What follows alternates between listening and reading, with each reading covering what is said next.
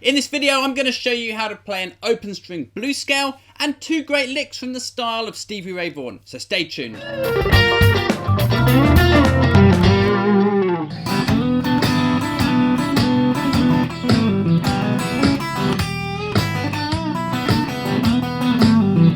Hey there, this is James from James Shipway Guitar, and thanks for tuning in to another one of my guitar videos. In this video you'll learn how to play an E blues scale using the open strings, and I'll also show you two licks in the style of Stevie Ray Vaughan which give you a whole ton of cool ways you can use this scale in your playing.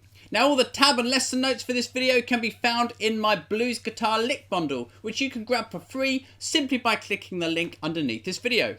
Before we dive into the licks, let's have a look at how we play the E blues scale using the open strings. So I'm starting using my open E string.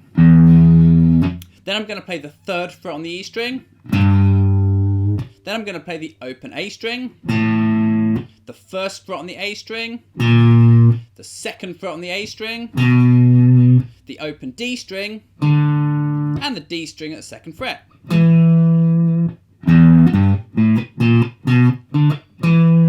Carrying on, we play the open G string, the second and third frets on the G string, open B string, third fret on the B string, and open top E, and third fret on the top E string.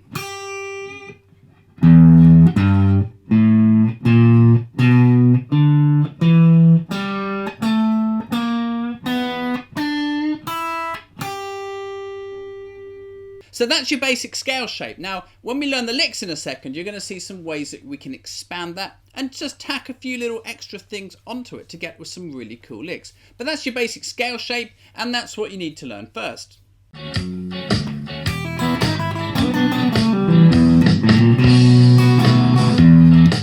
Okay, let's have a look at how to play this first lick. Sounds like this.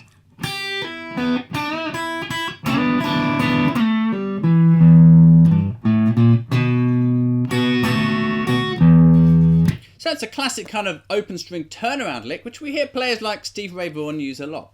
Let's take a look at how to play it. Now I'm starting up on the third fret on the top E string. I'm picking that note and pulling it off to the open string. Then I'm playing the open B string.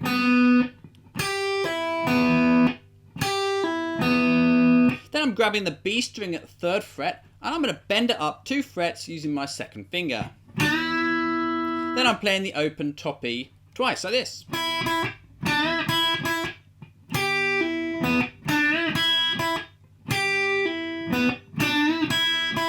For the next bit, we're going to use this cool little double stop. Now, it's coming outside the scale shape I showed you earlier, and I'll talk about where that comes from in a moment. But first of all, we're going to play the G string at the 4th fret and the B string at the 3rd fret. I'm using my second and first fingers for that. And what we're going to do is move it down here, pick it and slide it straight up to the 4th and 3rd fret. And pick it 3 times when you get there.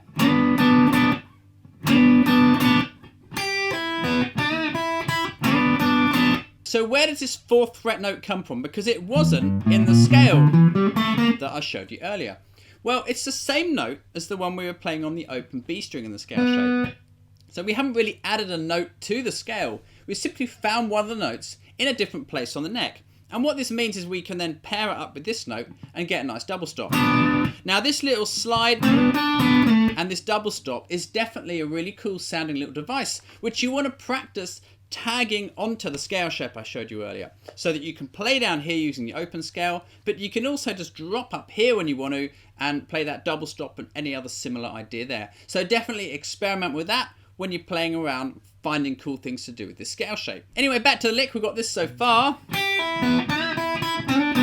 Now we're going to pick this G string note and we're going to slide it down to 2 and pull off to the open G string, then play the D string at 2nd fret.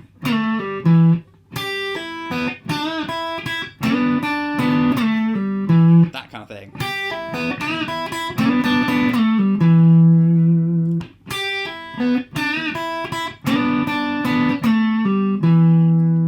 To carry on, we're going to play the open E string, then the open E string at the 3rd fret, then the open A string, then the 1st fret on the A string, and and the second fret on the A string. Now you'll notice there I'm using my second finger because this sets up the chord shape that I'm going to show you in a minute.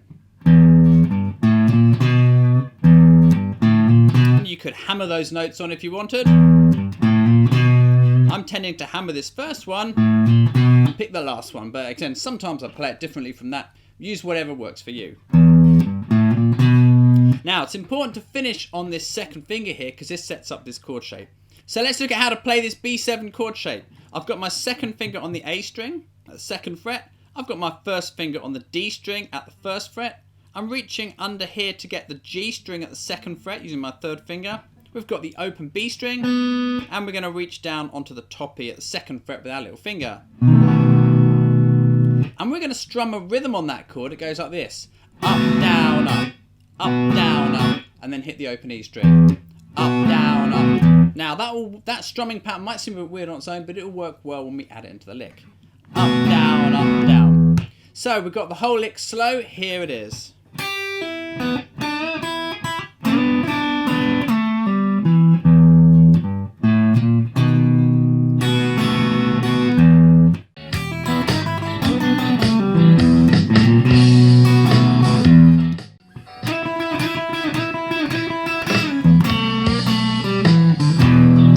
Let's have a look at our second lick. For this, I'm starting down at the third fret on the B string. I'm using my third finger for that. I'm going to pick that note, and I'm also going to pick the open top E string. Now, it sounds a bit weird like that, but what we're going to do is slide it straight up to the fifth fret. Then pick it twice more. Now, we're going to do that 4 times all together like this. 3, 4. And then we're going to hit it once like this. And that kind of ends that little bit of the lick. So we've got this so far.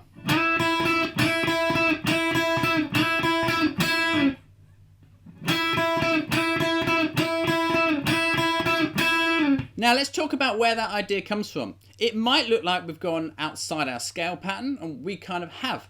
But just like before, we haven't actually added a new note into it. We've simply found the note that we can get on the top E string up here at the 5th fret on the B string as well. So what that means we can do is we can play both these together and then get that kind of cool sort of droning open string sound. That kind of thing. So that's another little trick that you can add into this scale shape that we looked at earlier and practice using in your playing, because there's some really good ideas that come from that shape. Carrying on with the lick, we've got this so far. What we're going to do now is hit the open bottom E string, then go to the G string at the 2nd fret. We're going to bend it up with our second finger, sort of bend it up 1 fret, let it down and pick it, play the open G string, D string at the 2nd fret, open D string, and then end on this E chord. Just a basic open E chord, like that.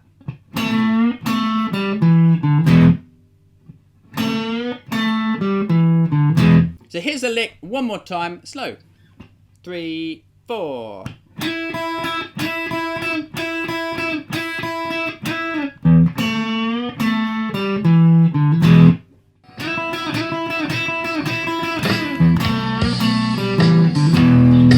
Okay, so you've got 2 examples of the sort of thing you can play using that scale, but I just want to give you a few other tips so that when you come to jam around with it, you've got a bit more of an idea of kind of things that are going to work. 2 of the most common bends in this scale shape are the G string bend at the 2nd fret. You can bend that up 2 frets, or you can bend it up 1 fret. And it takes a fair bit of push to get that up to pitch, so it might take a little while, a bit of practice to get that strength together.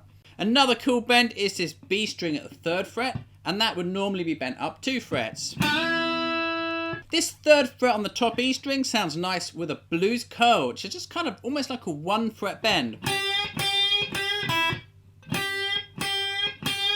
So it's another thing you can take and experiment with. And then of course there's some of the things we saw in the licks. The double stop idea here.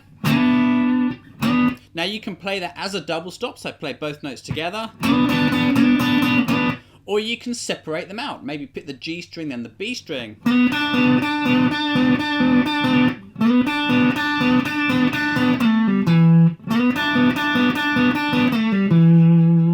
And then of course we've got the slide from 3 up to 5 on the B string. with the open top E in there as well. So take each of those ideas and see how you can incorporate it into the scale shape when you're improvising. And this is how you go beyond just knowing this is a scale shape, and you'll actually be able to use it as a tool to make great music with. Okay, so that's about it for this lesson. I hope you enjoy experimenting with that scale shape and trying out those cool licks over an E blues backing track.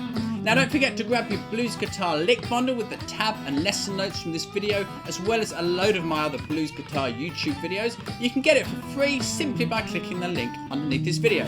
So that's all from me today. Thanks a lot for watching. I really appreciate it, and I hope the stuff in this lesson helps you out.